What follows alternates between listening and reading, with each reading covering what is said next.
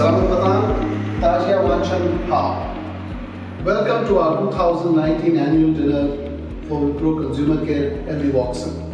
This is our second annual dinner under the Wipro Consumer Care banner. I must first apologize to all of you for not being there physically today to join me for this annual dinner. Unfortunately, I have to be away in Bangalore for our review with Mr. Premji. Last year, the same thing happened and I had to miss the annual dinner of Wipro Malaysia. So I think fate has intervened and ensured that I miss your annual dinner this year.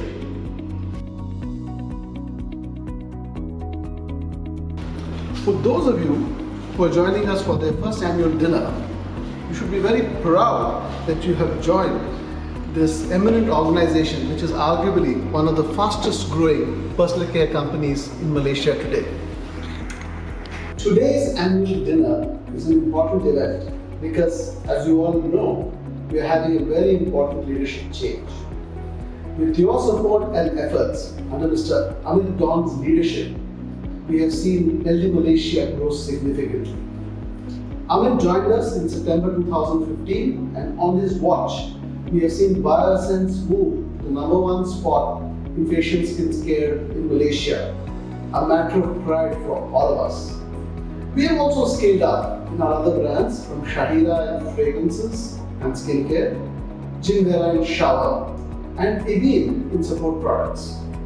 We also saw the movement of Max Clean and Nappy Clean brands from Unza to LD Watson, which has been integrated well to give us better strength in the super high performance stores. The brands have also grown well, giving us extra legs for the business. As many of you would be aware, Mr. Amit would be moving to Indonesia as our Chief Executive for that market, for a business that is double the size of LD Malaysia. We thank Amit for all his valuable contributions to our LD business in Malaysia and wish him all success in his new assignment. Something about the new leader. So your new incoming fearless leader is no stranger to most of you. Mr. Dwarkanath Iyengar, or Dwarka in short, has been head of marketing for LD Malaysia. You may not know that Dwarka started his career in Wipro in India, where he had stints in both sales and marketing, including handling the group's largest brand, Santur. Dwarka joined me in Unza, Malaysia as one of our first expats for a very successful stint before he got promoted as the head of marketing at LD Watson in Malaysia starting in 2013. In 2016, he left Wipro for a short stint outside as the business head for a beauty salon chain called VLCC, and he was based out of Singapore. For 15 months later, we were able to persuade him to join us back in Indonesia, where he was responsible for setting up our very successful skincare business, as well as working on mergers and acquisitions for us in the region. You may not know that both Biosense and Safi are now present in Indonesia and doing very well. It is the launch and success of Safi in Indonesia that was the key highlight of the group's performance in FY19. Some of you may remember that Mr. Vinny talked about this at quite some length in his webcast in April 2019. Just to give you a perspective, last year Safi could touch $6.5 million mark in just the first year of launch. And Q1 of this financial year has also been around $3.3 million. That means even this year they're on a run rate to double what we did in the last year. So Dwarka will be driving the agenda that we have set for our business in LD Malaysia for FY20 of continuing our growth and also to critically improve on our profitability as well as our operating parameters. We have to lower inventory and we have to ensure that our receivables are on plan. So a very warm welcome to you, Dwarka, on your first annual dinner of Wipro Consumer Care LD Watson Malaysia in your new role as country head. I take this opportunity to also welcome some other guests.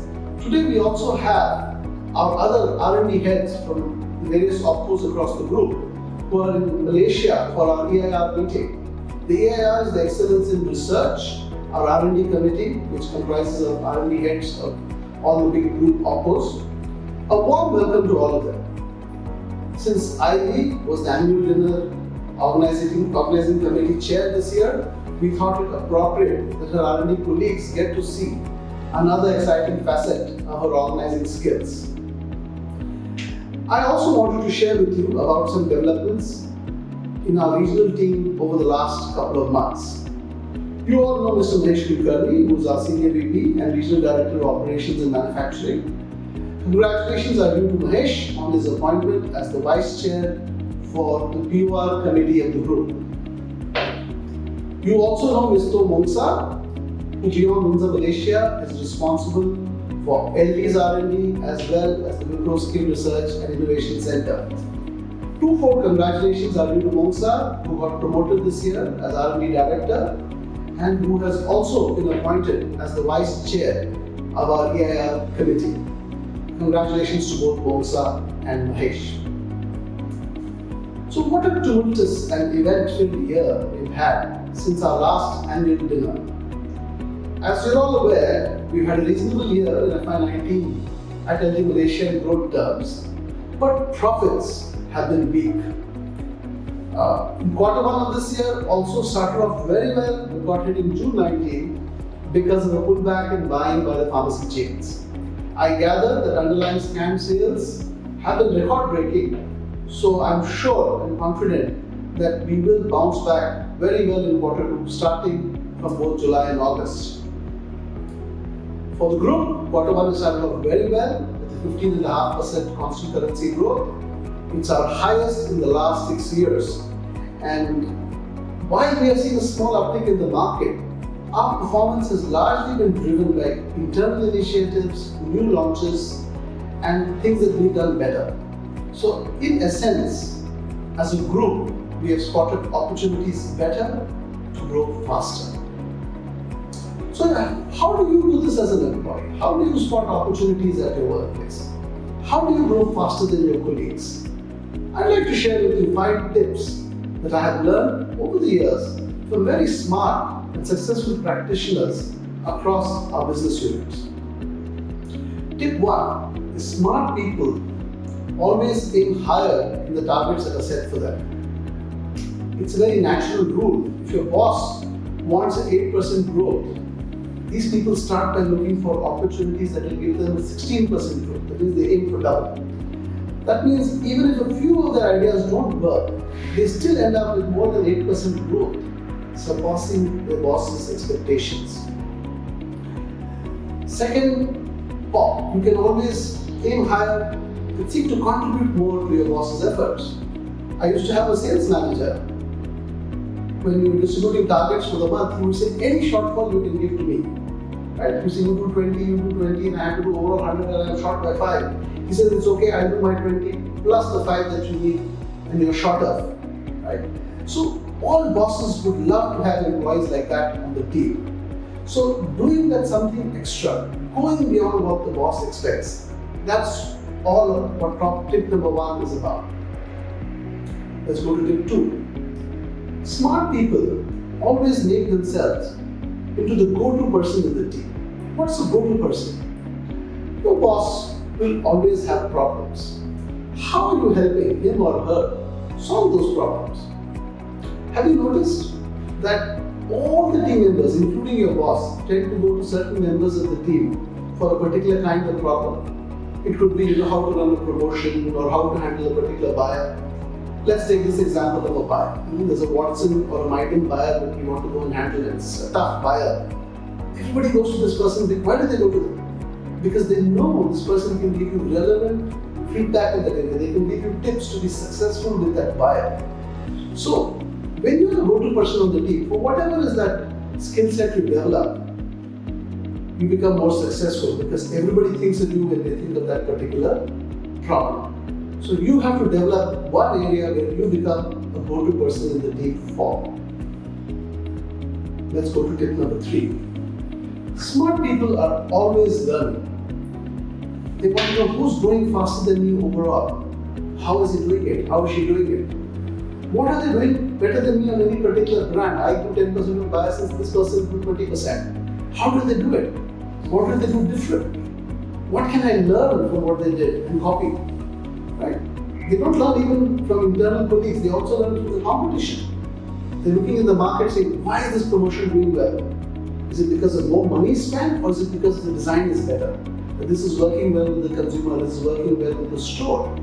Right? They're even looking at displays. Some displays, consumers come and pick up good stock. They say, hey, why is this display working? Is it the stock weight? Is it the QSM? Is it the position where the display is placed? So, smart people are always learning. Let's go to tip number 4. Smart people are always benchmarking themselves. They want to know, what did I sell today? Was it more than yesterday or less? Why was it more or less? How can I be better and beat my target today? If yesterday I sold a lot of fragrances, can I sell more skincare today? They even look at it by day part. How much did I sell in the first half of the day? How much in the second part? Was it more or less? Why is it more or less? What was I wasting time on? Can I eliminate what I was wasting time on? These smart people tell me that just spending 10 to 15 minutes a day analyzing what they spend their time on help them improve their own performance day after day. What these people want is to be a better version of themselves than the previous day or than any other day. On every single day, they want to be better, and that's how they keep benchmarking themselves. Let's go to tip number 5. Smart people are very persistent. When they have a good idea, they don't let up until they've tried it out. They analyze the results and they see if they need to modify it, if they can get something better out of the idea. What do most of us do? We get an idea, we might write it down, sometimes we just get the idea and forget about it. Some of us might try once, but if it doesn't work, we say, oh, this idea is not working, we drop it. These smart people are very persistent. First, they will always try out an idea and they don't give up after the first try. And they keep trying. Why? Because they know that working hard is as important as working smart. And there are no shortcuts to success. So let's just recap quickly what are the 5 tips that I've shared with you.